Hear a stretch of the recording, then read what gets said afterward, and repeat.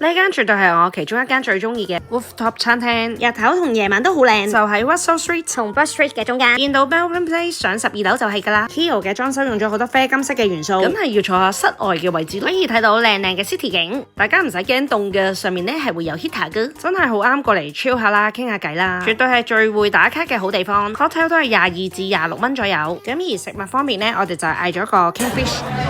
佢係醃過啦，有種半熟嘅狀態。呢度咧睇埋日落咧，真係好舒服噶。Melbourne 其實有好多 rooftop 嘅餐廳酒吧。Follow 我帶你發掘更多美景美食。